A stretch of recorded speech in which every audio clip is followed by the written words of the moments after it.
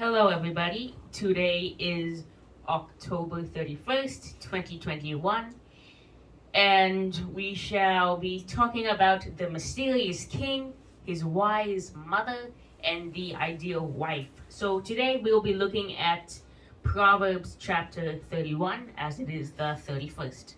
So, I'm going to go ahead and start by reading chapter 31, verse 1, right? And here it says, the words of King Lemuel, the utterance which his mother taught him. So, it's the title of my sermon is The Mysterious King, because in the records, there is no such Jewish king. One second here. There is no such Jewish king named Lemuel.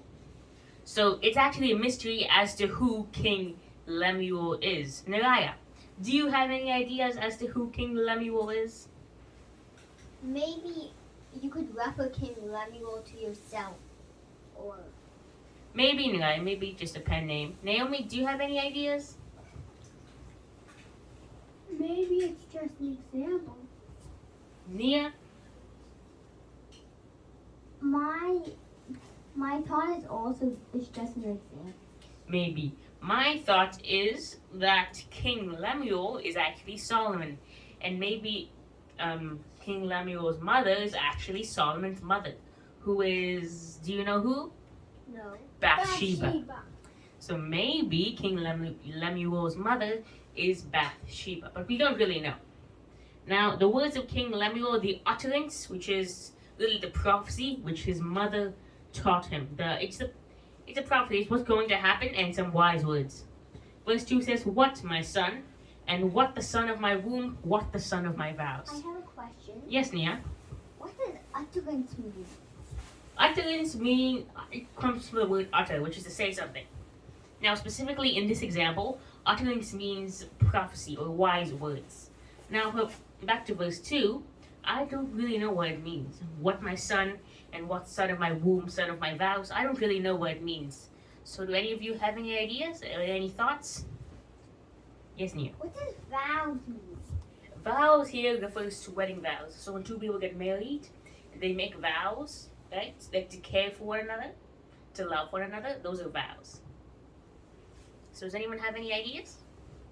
Nagaya? I think she is addressing him as to who he is. He came out of her womb, and he was born because of her and his Her mom. vows. Yeah. Good idea, Nagaya. So we'll go to verse 3. Do not give your strength to women, nor your ways to that which destroys kings. Yes, no. Why should you give your strength to women? Why you shouldn't? Well, women is just one of the many weaknesses of a king. Now, kings had many wives, right? Now, a woman could trick the king into marrying her, and then use the king for her own bad ideas, the things that she wants to accomplish that are bad. One thing that comes to my mind is Jezebel, right? Jezebel is one of the examples of why you should not give your strength to women, nor to ways that destroys kings. It is not for kings, O Lemuel, not for kings to drink wine, nor for princes intoxicating drink. Verse 5 says, lest they drink and forget the law, and pervert the justice of the afflicted. So verse 4 and 5 talk about wine as something that kings and princes should not do. Yes, Nia? What does it mean that you forget the law? You forget the law as in you ignore the law, especially when you were drunk. You are less risk averse. You're more risk prone, meaning you like to take risks. You might do something that is very silly, that is very, like you might wage war on a country for no reason. And you might make very foolish decisions. Now that's something that alcohol can cause you to do. Now that's what verse 4 and 5 says. You should not, princes and kings and leaders should not drink wine. But verse 6 and 7 say, give strong drink to him who is perishing, and wine to those who are bitter of heart. Let him drink and forget his poverty and remember his misery no more. Naomi, what does poverty mean? Poverty means you're sad and you have no one to love you. Correct. Poverty is physical poverty, meaning you're poor, but it could also mean spiritual poverty. You know what I mean? You could be sad and lonely, and that's spiritual poverty. Now, verse 6 and 7 talk about wine as not necessarily something that should be outlawed, right? Wine has its uses for those who are bitter of heart, to those who are perishing. So, this is just a reminder that some things leaders and kings should not indulge in because it is very dangerous for them, and since they have much power and importance, they can use that power for very bad things. Verse 8 and 9 says, "Open your mouth for the speechless, and cause of all who are appointed to die. Open your mouth, judge righteously, and plead the cause of the poor." And this is saying, Lemuel, use your power, use your position as a king to help those who are in trouble, help those who need help, right? Use that power, that leadership to protect others, especially those who are perishing, right? Now, that's the first 9 verses. The rest talk about the virtuous wife, the ideal wife. How, when you look for a wife, right, you should look for these things. And I'll just read the entire until the end of the chapter. "Who can find a virtuous wife? For her worth is far above rubies. The heart of her husband safely trusts her, so he will have no lack of gain. She does him good and not evil all the days of his life. She seeks wool and flax and willingly works with her hands. She is like the merchant ships and I have a question. Yes, Nia? What does virtuous mean? Virtuous mean someone who exhibits virtues. Virtues is like honesty, right? Dignity, integrity, love, kindness. Those are some of the many virtues that are needed, that are looked for in a Christian, right? And in a wife, right? Now, 1 second, please. There we go. So I'll continue. She seeks wool and flax and willingly works with her hands. She is like the merchant ships. She brings her food from afar. She also rises even when it's night and prepares food for her house and a small portion for her servants. Yes, Naomi? Why does it only talk about food? What do you mean, Naomi? Can they not talk about water? Water is a necessity for life. Yes, Naomi, when they talk about food, I assume they also mention water. Like, they also mean water when they talk about food in general, Naomi. Do you understand? Yes, Nia?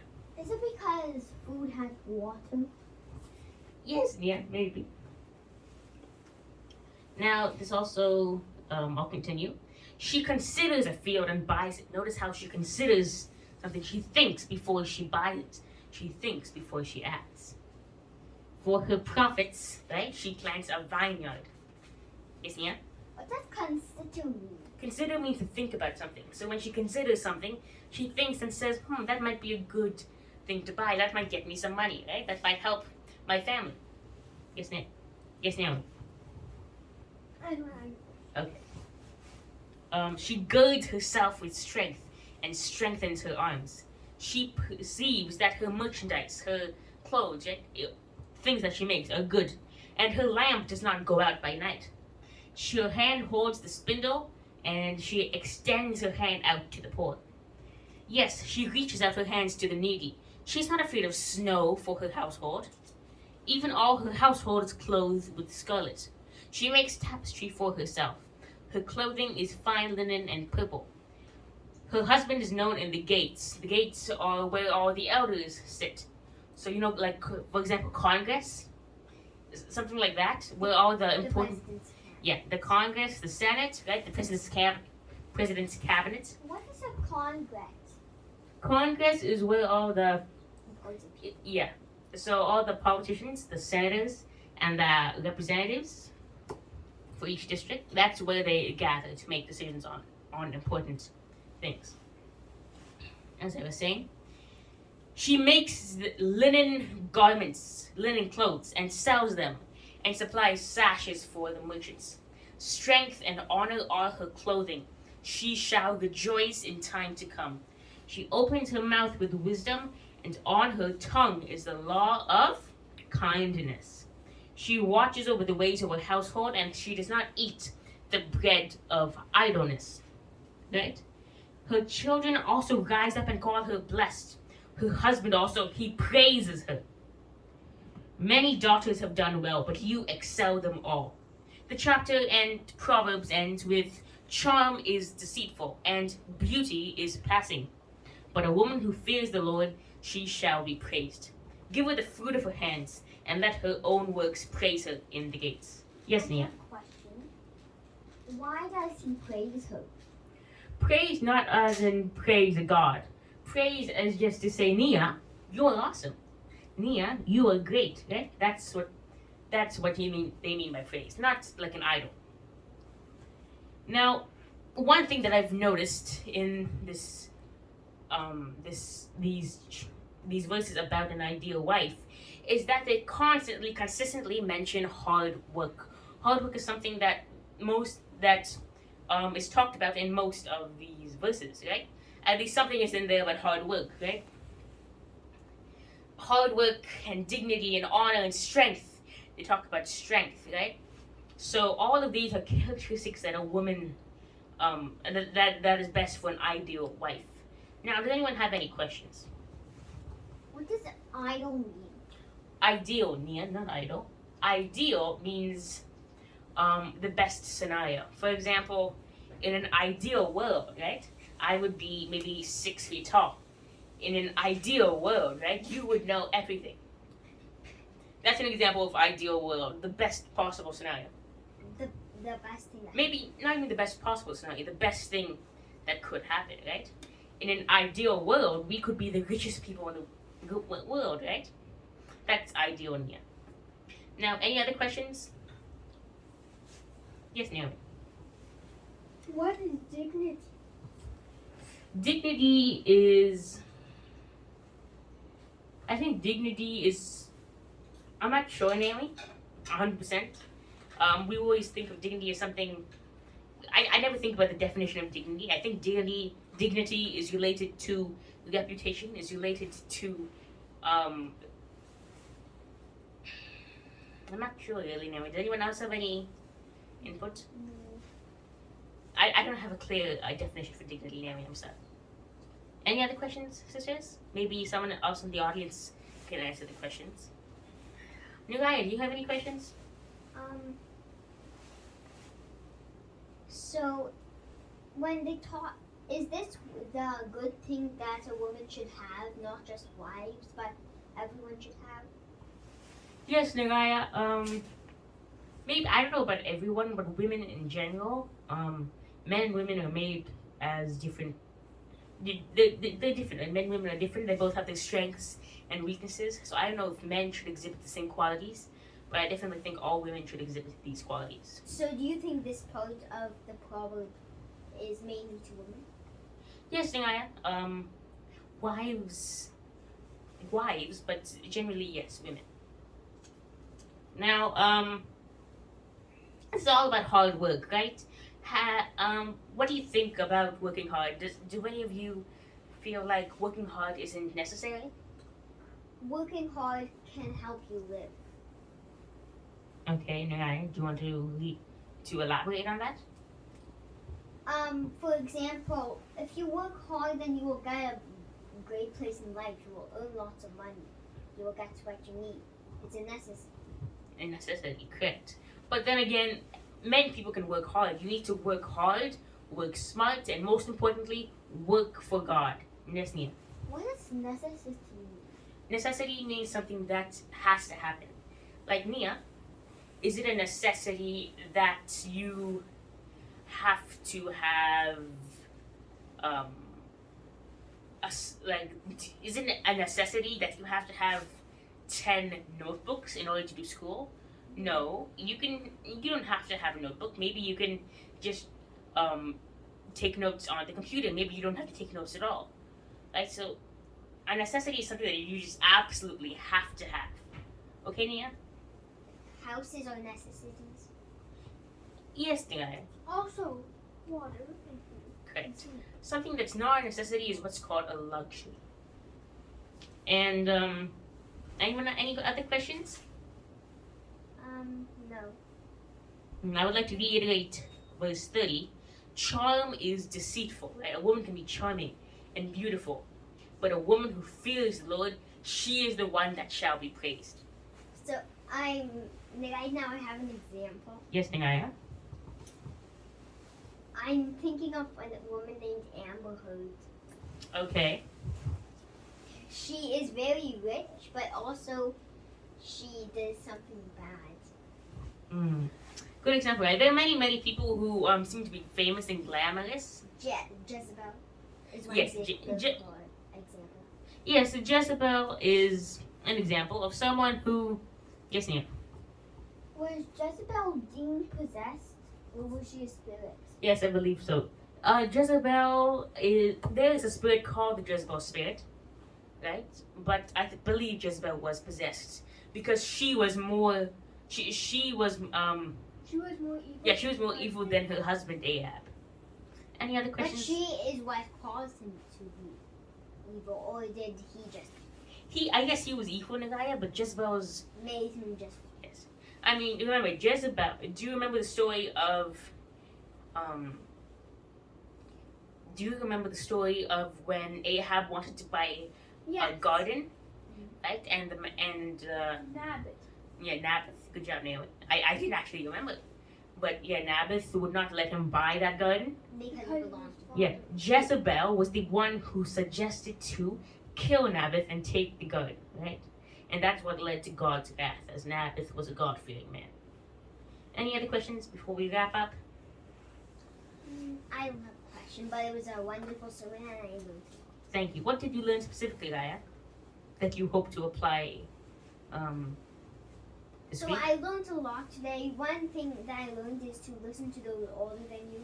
I learned that from the example of King Lemuel. Also, you have to be a good woman, fear the Lord, work hard, and you have to have everything that is good. Correct. Nia, what did you learn? What does it mean that you fear the Lord? To fear the Lord is not to be afraid. To be afraid of the Lord, yes, but a good fear. Not to be afraid of the Lord as, oh, there's a bad, the Lord's bad. No.